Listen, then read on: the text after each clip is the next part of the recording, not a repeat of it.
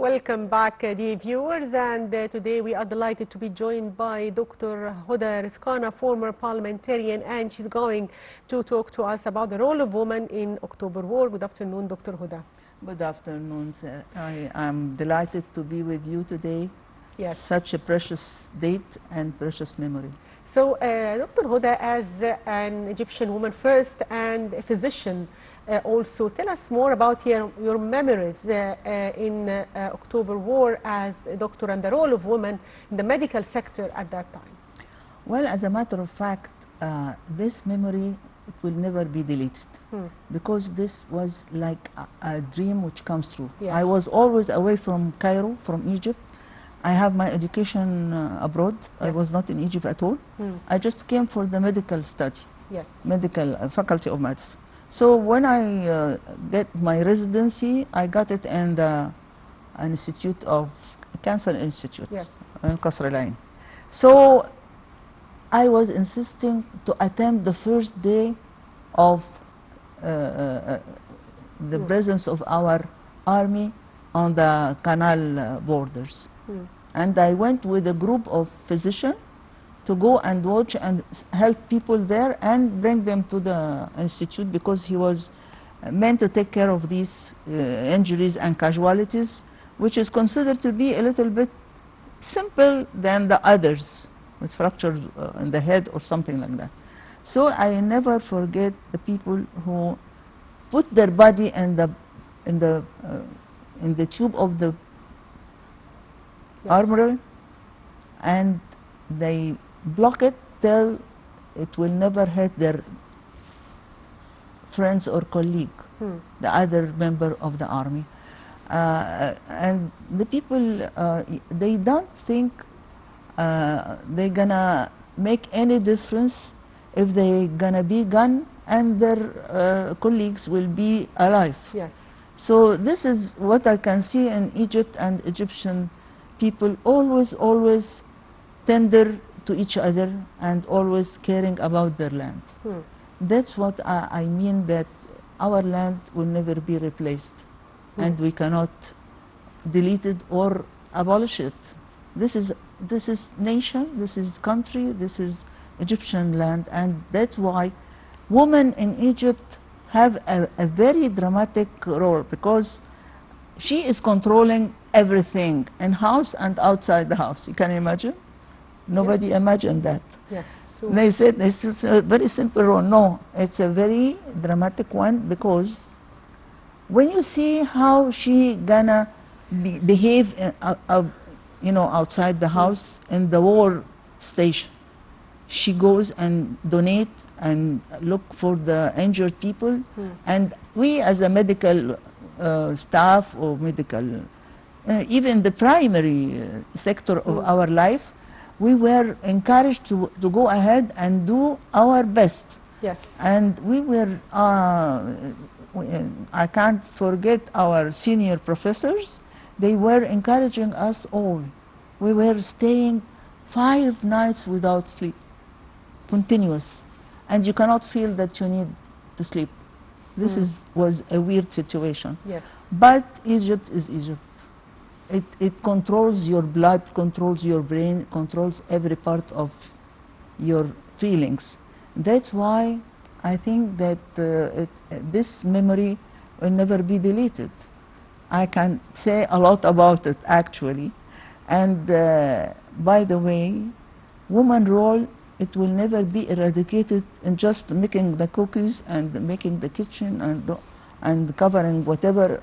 I mean, there is a lot to do, and she's supporting the society from inside the house. She is the wall, hidden wall, which we cannot see aside from the bricks and iron of your apartment.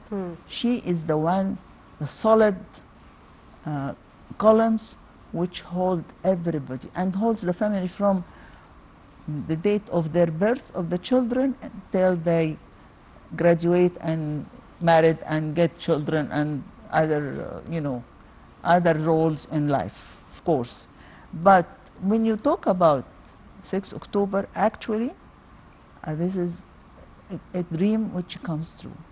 we were so much squeezed and so much emotionally stressed till they announced our crossing to the Suez Canal, and this was like a beam, surprise, and we were shouting everywhere. I mean, I forgot that I am staff in the hospital on the faculty of medicine, even the big senior professors. And that's why I feel this memory is not going to be like anyone. No, it is very, very special one. So we can deny the role of Egyptian women in all sectors during October War, not only in the medical fields, but in all fields. Yes. So what's your take on this? You can see from the First Lady of the country, Yes. Mrs. Sadat, and she went to the hospital and she was monitoring the AIDS here and there and helping people and giving supplies everywhere and ask about their families. Who's sponsoring the families of this young officer or that young soldier? So the spirit of intimacy and caring for everybody, she's spreading like as if God is spreading His mercy on Egypt, and put inside every Egyptian piece of His mercy to get together and alleviate and make the wonderful symphony which was operated in the days of the war. And even after the complication, they get restored quickly. They didn't get fed up or frustrated. They continue in war and continue on fighting, and we won it, and we won it, and we will win it again and again. And how do you see the status of Egyptian women nowadays, 52 years after October War victories? Well, education level higher. Yes. Yeah, we have to admit that. University, I mean. The worst is in the primary schools. The primary schools, they don't have the national, you know, every day we used to say the national anthem? Anthem.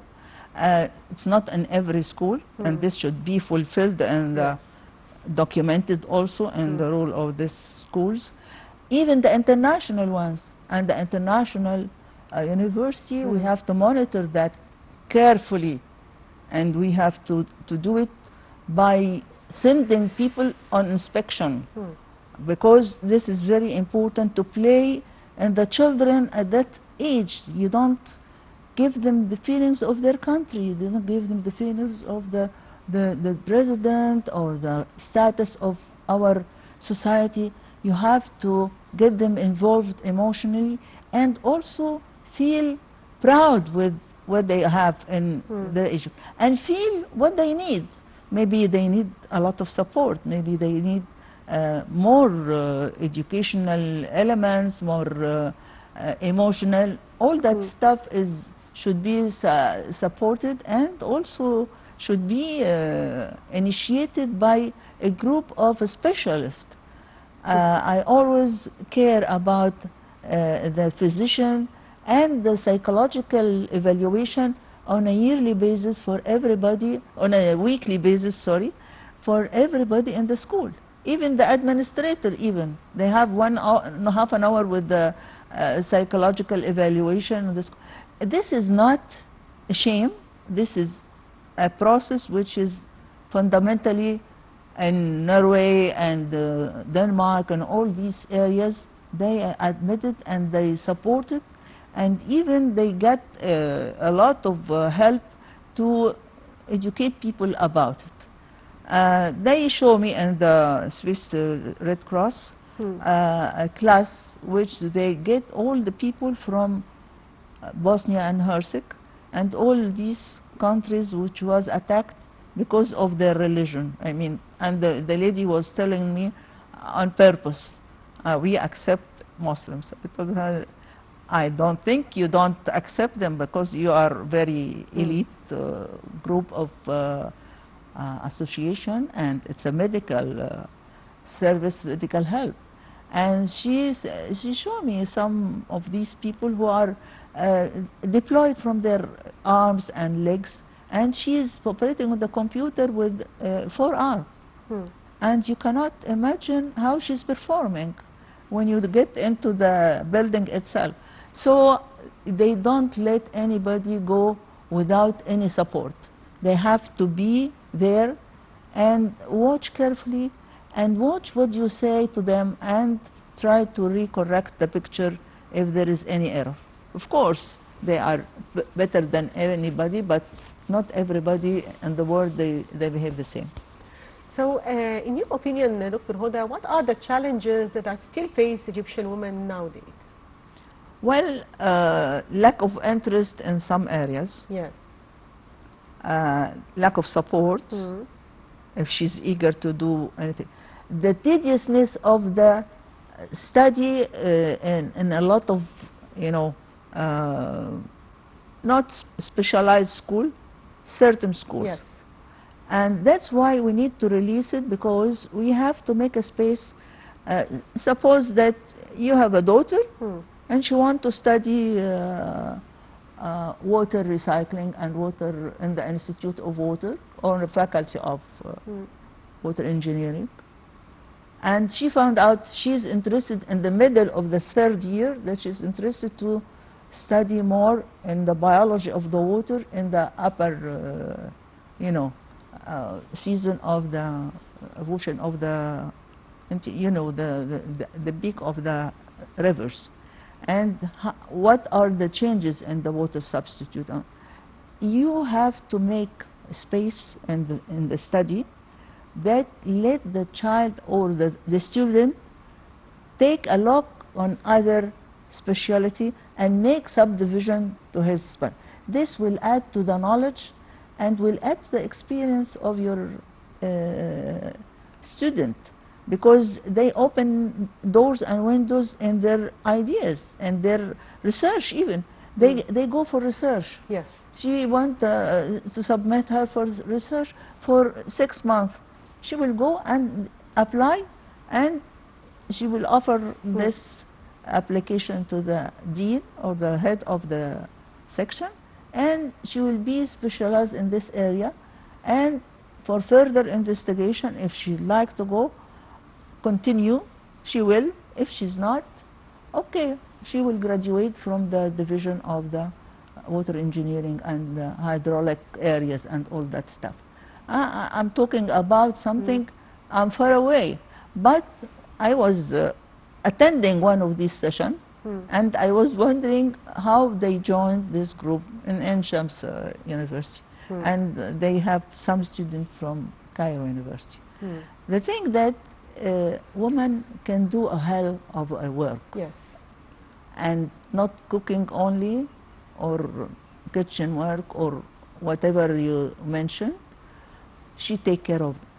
Since the first day she got married, this young lady, every cell in her body serve her as a mother and help her to produce a genuine fresh child. Yes. Who will help his country and support his land. Yes, true.